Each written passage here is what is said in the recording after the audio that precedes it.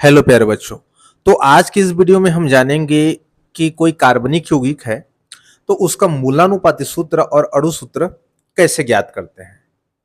तो आइए हम इसको न्यूमेरिकल क्वेश्चन के माध्यम से हम इसको समझते हैं। सबसे पहले तो हमें एक तालिका बनाना पड़ेगा। उससे पहले मैं आप लोग को क्वेश्चन बता दे रहा हूं कि क्वेश्चन क्या है। जैसे मान लो हमारे पास में एक कार्बनिक यौगिक है, कोई भी एक कार्बनिक यौगिक मान लो, और ये जो कार्बनिक यौगिक है कार्बन, हाइड्रोजन और ऑक्सीजन से मिलके बना हुआ है। और इसमें क्वेश्चन में दिया हुआ है कि कार्बन 61% है, हाइड्रोजन 11.88% है।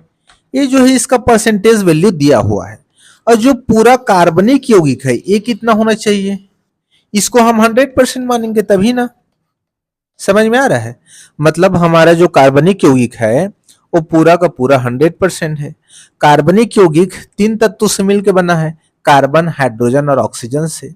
तो इस यौगिक में कार्बन 61% दिया हुआ है, हाइड्रोजन 11.88% दिया हुआ है और शेष ऑक्सीजन है, ऐसा क्वेश्चन में बोला गया है। तो अब इसमें ऑक्सीजन का वैल्यू कितना है हम कैसे पता करेंगे? बड़ा ही सिंपल है, इन दोनों को हम जोड़ देंगे और 100 से क्या कर देंगे, हम माइनस कर देंगे। तो ये आपको करना आ ही जाएगा, इसमें किसी को कोई दिक्कत होगा नहीं होगा। इसमें आप क्या करोगे, 11.88 में आप 61 को जोड़ देना और 100 से माइनस कर देना। चलिए कितना आता है बताइए, सोल्व कीजिए। गुड, मतलब 27.12 के समथिंग आएगा। कितना आएगा? 27.12 आएगा। तो ये किसका वैल्यू अब निकल गया? ये हमारा ऑक्सीजन का वैल्यू निकल गया। ठीक है, तो चलिए अब हमको तालिका कैसे बनाना है, मैं दशमलव को कैसे सॉल्व करते हैं क्या है ये सब आप लोगों को पता है, इसलिए हम उस पर उतना डिटेल नहीं जा रहे हैं। फिर भी यदि आप लोगों को कुछ डाउट होगा तो आप बिल्कुल हमें पूछ सकते हैं। सबसे पहले हम एक तालिका बनाएंगे। तो तालिका में हमको क्या क्या चीज ऐड करना रहेगा, देखिए। अब देखिए मैंने इतना लाइन बनाया हुआ है, अब इसमें क्या क्या रहेगा जरा ध्यान से देखिए। इसमें रहेगा तत्व,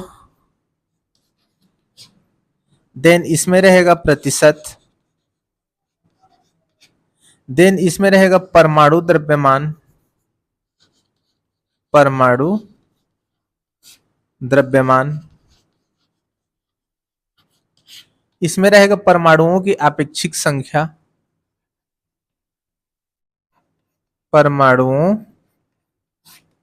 की आपेक्षिक संख्या, देन उसके बाद रहेगा परमाणुओं का अनुपात,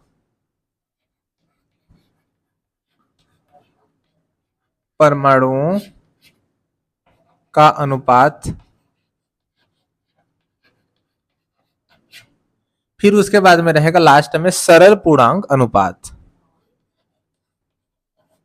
सरल पूर्णांक अनुपात। ये हो गया। अब इतना चीज बनने के बाद में क्या क्या चीज है पहले हम ध्यान से समझते हैं। हमारे पास में कार्बनिक यौगिक 100% है, तो उसमें कौन कौन सा तत्व मिला हुआ है? कार्बन, हाइड्रोजन और ऑक्सीजन, ये 3 तत्व मिला हुआ है। अब इसका परसेंट कितना कितना दिया हुआ है बच्चों? कार्बन का दिया हुआ है 61%, हाइड्रोजन का दिया हुआ है 11.88%, ऑक्सीजन का कितना आया था? ऑक्सीजन का आया था 27.12%। ये क्लियर है? देन उसके बाद में अब थर्ड कॉलम में परमाणु द्रव्यमान लिखना है। कार्बन का परमाणु द्रव्यमान कितना होता है? 12 होता है। हाइड्रोजन का परमाणु द्रव्यमान 1 होता है। ऑक्सीजन का परमाणु द्रव्यमान 16 होता है। अब यहां लिखा है परमाणुओं की आपेक्षिक संख्या। पहले हम इसको समझ लेते हैं। आपेक्षिक संख्या कहने का मतलब होता है रिलेटिव नंबर। रिलेटिव नंबर कहने का मतलब क्या है कि ये जो कार्बन है, हाइड्रोजन है, ऑक्सीजन है, एक दूसरे की तुलना में कितना गुना है, कितना गुना ज्यादा है, कितना गुना कम है, ये वही नंबर है रिलेटिव नंबर। मतलब एक दूसरे को रिलेट करते हैं, तुलना करते हैं कि इसकी तुलना में इतना ज्यादा है, इसकी तुलना में इतना कम है। तो वही यहाँ क्या आकर यहाँ क्या निकलेगा? यहाँ क्या निकलेगा सॉल्व करेंगे तो परमाणुओं की अपेक्षिक संख्या निकलेगा। आप इसको यहाँ मोलों की संख्या भी आप बोल सकते हो। ठीक है, तो मोलों की संख्या के लिए आप कैसे करोगे, जो द्रव्यमान होता है आप इसको भी आप द्रव्यमान बोल सकते हो। ठीक है, 61% लिखे हैं तो आप इसको भी क्या बोल सकते हो, 61 ग्राम। आप इसको द्रव्यमान में 61 ग्राम भी आप बोल सकते हो, इसको 12 ग्राम बोल सकते हो। ठीक है ना। तो जब हम इसमें इसको डिवाइड करेंगे, मतलब जब हम यहाँ लिखेंगे 61/12 लिखेंगे, तो जो वैल्यू आएगा वही क्या होगा, मोलों की संख्या होगा। मतलब कितना में 61 ग्राम कार्बन में जो आंसर आएगा वही क्या है, मोलों की संख्या है। अब मोलों की संख्या का फॉर्मूला भी होता है, आप लोग कभी यूज किए होंगे तो, मोलों की संख्या बराबर क्या होता है, द्रव्यमान बटा जो आणविक द्रव्यमान होता है, ये इसका क्या होता है, फॉर्मूला होता है। बट यहाँ कोई अणु तो नहीं है, यहाँ तत्व है, इसीलिए इसका परमाणु द्रव्यमान यूज हुआ है। और ये उसका जो द्रव्यमान जो दिया हुआ है क्वेश्चन में ये है, और इसका परमाणु द्रव्यमान ये है। तो द्रव्यमान बटा परमाणु द्रव्यमान ये मोलों की संख्या का फॉर्मूला है। आगे आप लोग इसको और डिटेल से पढ़ोगे मोलों की संख्या को। ठीक है, इतना क्लियर हो गया बच्चों। अब उसके बाद में जब हम द्रव्यमान को परमाणु द्रव्यमान से डिवाइड कर देंगे, तो जो रिलेटिव नंबर होगा परमाणुओं का वो हमको यहां पास मिल जाएगा। क्लियर ना। अब जैसे हाइड्रोजन है, तो अब हाइड्रोजन का है यहाँ 11.88 बटा 1 करेंगे, यहाँ कितना है 27.12/16, तो यहाँ कितना आ जाएगा 27.12 बटे यहाँ आ जाएगा 16। ठीक है, ये मैंने लिख दिया, थोड़ा ध्यान दीजिएगा। ठीक है, इस कॉलम को मैं थोड़ा सा बड़ा कर दे रहा हूं समझने के लिए।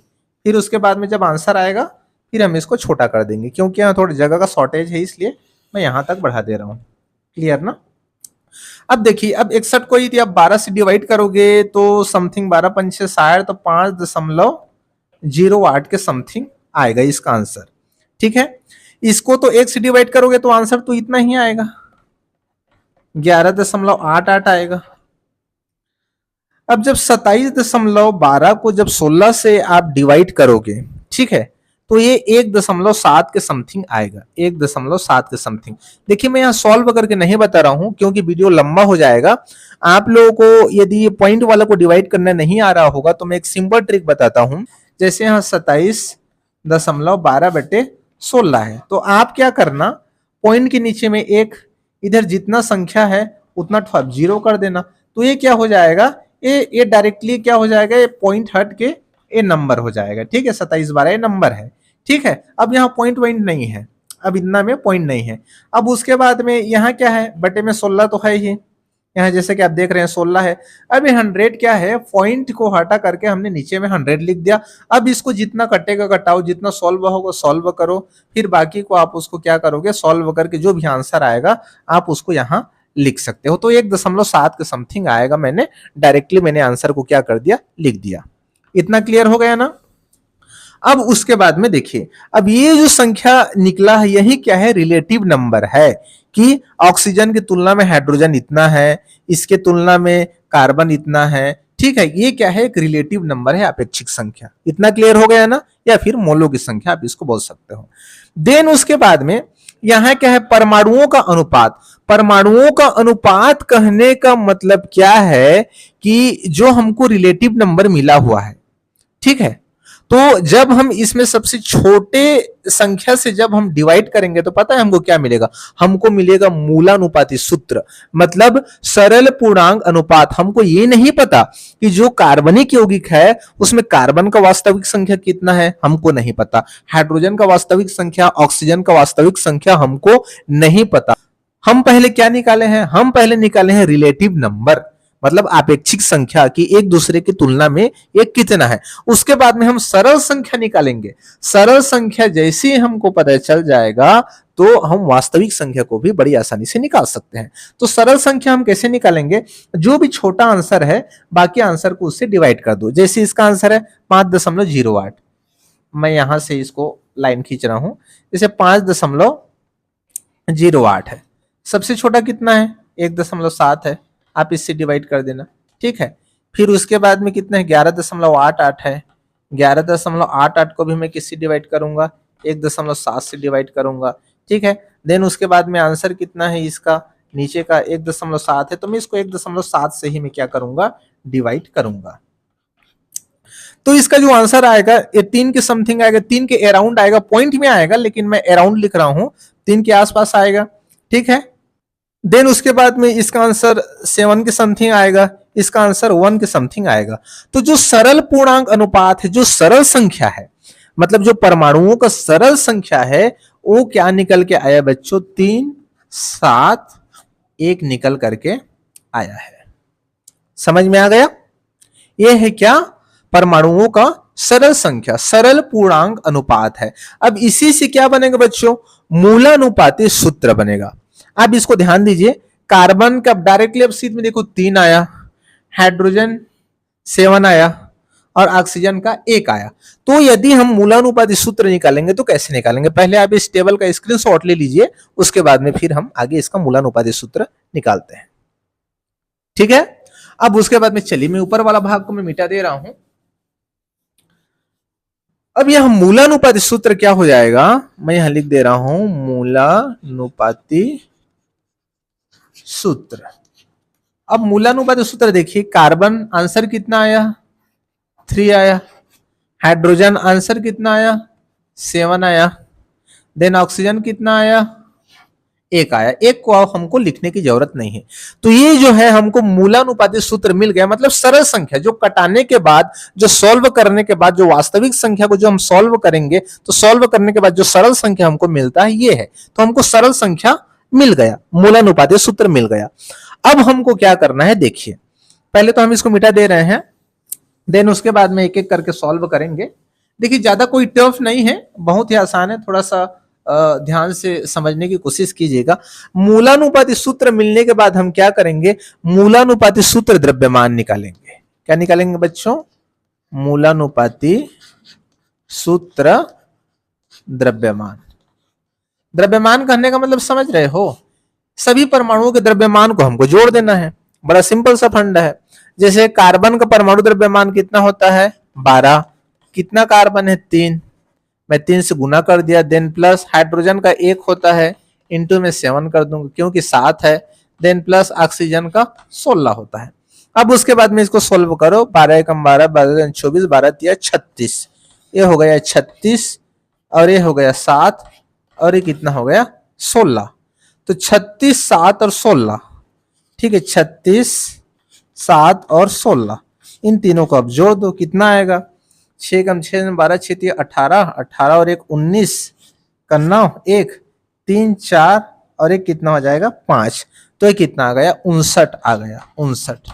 तो ये 59 क्या है, ये जो मूलानुपाती सूत्र निकला हुआ है इस टोटल का क्या है, ये द्रव्यमान है 59।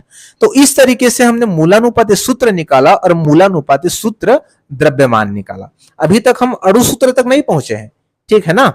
अब उसके बाद मैं इसको मिटा दे रहा हूं, आप इसको नोट कर लीजिए, इस तरीके से द्रव्यमान निकाला जाता है।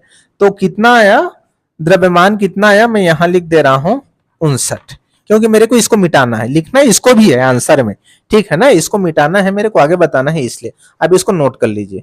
तो ये हो गया कितना 59।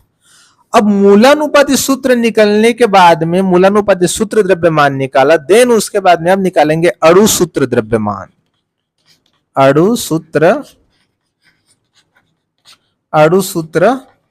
द्रव्यमान। अब अणु सूत्र द्रव्यमान, हम तो अणु सूत्र निकाले ही नहीं है तो उसका द्रव्यमान कैसे निकालेंगे। अणु सूत्र मतलब वास्तविक संख्या होता है, तो वास्तविक संख्या तो हमने निकाला ही नहीं है, तो द्रव्यमान हम कैसे निकालेंगे। जैसे यहां हमने मूलानुपाती सूत्र निकाला, देन उसके बाद में द्रव्यमान निकाला, तो अणु सूत्र तो हमने अभी जाना ही नहीं, तो द्रव्यमान कैसे निकालेंगे। तो इसका एक फॉर्मूला होता है, इसका फॉर्मूला होता है 2 गुणित वाष्प घनत्व। 2 गुणित वाष्प घनत्व, ठीक है, ये इसका फॉर्मूला है। अब ये फॉर्मूला कहां से आया, ये कोई लॉजिक नहीं है। ये जो यौगिक है, जो कार्बनिक यौगिक है इस क्वेश्चन में, वो कार्बनिक यौगिक गैसीय यौगिक के लिए, वो गैसीय यौगिक है, इसलिए गैसीय यौगिकों के लिए यहाँ वाष्प घनत्व यहाँ यूज हो रहा है, वेपर डेंसिटी। तो वाष्प घनत्व की तुलना हम किनसे करते हैं पता है, हम हाइड्रोजन गैस से करते हैं। किनसे करते हैं बच्चों, हम हाइड्रोजन गैस से करते हैं, मतलब H2 से करते हैं। तो वाष्प घनत्व का फॉर्मूला यहाँ क्या हो जाता है, वाष्प घनत्व का जो फॉर्मूला होता है अणु सूत्र द्रव्यमान बटा यहां हाइड्रोजन का द्रव्यमान, ये होता है फॉर्मूला हाइड्रोजन अणु का द्रव्यमान। तो हाइड्रोजन अणु यहां कितना है, हाइड्रोजन अणु एक है, मतलब हाइड्रोजन दो परमाणु है, तो इस हाइड्रोजन H2 का द्रव्यमान कितना होगा, दो होगा, क्योंकि हाइड्रोजन का परमाणु द्रव्यमान एक होता है, तो यहाँ दो होगा। तो मैंने दो को यहां लिख दिया। तो ये कोई लॉजिक नहीं है, कोई जादुई नंबर नहीं है, ये फॉर्मूला आपको कहां से मिला है, हाइड्रोजन अणु से मिला है। क्योंकि जो गैसों का तुलना हम करते हैं वेपर डेंसिटी का, गैसों के लिए तो हम हाइड्रोजन से तुलना करते हैं, हाइड्रोजन अणु से, H2 से, इसलिए बटा में क्या है, हाइड्रोजन अणु का द्रव्यमान है, इसलिए मैंने यहाँ का जो द्रव्यमान है उसको यहाँ लिख दिया, तो ये फॉर्मूला बन गया। ठीक है, अब यहाँ वेपर डेंसिटी का वैल्यू हमको कहां से मिलेगा, वेपर डेंसिटी का जो वैल्यू है आपको क्वेश्चन से मिलेगा, वाष्प घनत्व का मान क्वेश्चन में दे दिया रहेगा, 2 गुणित यहाँ 59 दे दिया रहता है वाष्प घनत्व का मान। तो अब इसको आप 2 से गुणा करोगे, तो 2 से गुणा करोगे तो कितना निकलेगा बच्चों, 9 दूने 18 का 8, फिर 1 आया, 5 दूने 10, 5 दूने 10 और एक कितना आया 11, मतलब 118 आया। एक क्या आ गया, हमारा अणु सूत्र द्रव्यमान आ गया।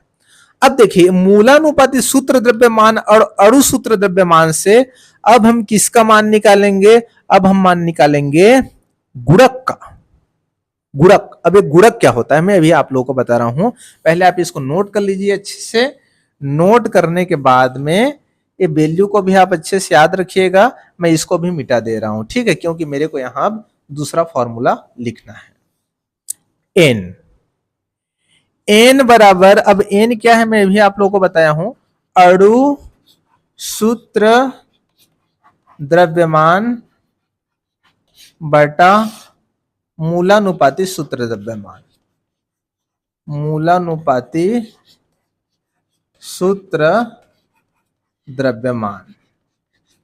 अणु सूत्र द्रव्यमान कितना आया है 118, मूलानुपाती सूत्र द्रव्यमान कितना आया है 59। अब आप यहां वैल्यू लग दो, 118 बटा 59, आप इसको सॉल्व करो, कितना आएगा 2 आएगा, तो यहां 2 आ गया एन, तो एन का वैल्यू 2 आ गया। तो एन क्या है, गुणक है, ये क्या है, गुणक है। कैसा गुणक है, मतलब जो सरल संख्या होगा उसमें आप क्या करोगे, गुणा करोगे, सरल संख्या होगा उसमें आप गुणा करोगे तो वास्तविक संख्या निकलेगा, तो ये क्या है, गुणक है। कहने का मतलब मैं फॉर्मूला लिख रहा हूं, देन आप लोगों को समझ में आ जाएगा। यहां मैं लिख रहा हूं अणु सूत्र, मेन तो हमको यही निकालना था ना, अणु सूत्र ही निकालना था, तो अणु सूत्र बराबर एन गुणित मूलानुपाती सूत्र, मूलानुपाती सूत्र, हमको यही निकालना था ना। ठीक है, तो एन का वैल्यू अब आया समझ में, एन क्या है, एन यहाँ 2, एन का वैल्यू क्या निकला 2, तो एक गुणक है ना, मूलानुपाती सूत्र से हम गुणा कर रहे हैं। अब मूलानुपाती सूत्र कितना आया था आपको पता है, C3H7 देन O आया था। तो ये जो 2 है, ये जो संख्या है सरल संख्या, उनसे आप क्या कर दोगे, गुणा कर दो। तो चलिए हम गुणा कर देते हैं। गुणा करने के बाद में अणु सूत्र कितना आता है देखते हैं। यहां मैं लिख दे रहा हूं अणु सूत्र इज इक्वल टू, अब देखिए 2 इनसे गुणा होगा, कितना होगा, कितना होगा, 3 दूने 6, देन उसके बाद में ये C3 है ना, देन उसके बाद में 7 से गुणा होगा, 7 दूने 14, H क्या हो जाएगा 14 हो जाएगा, ऑक्सीजन फिर यहाँ कितना हो जाएगा 2 हो जाएगा। ठीक है, तो इस तरीके से देखिए आप अणु सूत्र बड़ी आसानी से निकाल सकते हो, एन गुणक का मान भी निकाल सकते हो। तो इस तरीके से आप टेबल बना करके आप अच्छे से मूलानुपाती सूत्र और अणु सूत्र निकाल सकते हो। आई होप कि आप लोगों को थोड़ा इजी लगा होगा, फिर भी यदि टफ लग रहा होगा तो आप बिल्कुल हमें कमेंट करके क्वेश्चन कीजिए, हम उसको यहाँ से सॉल्व करने की कोशिश करेंगे। Thank you.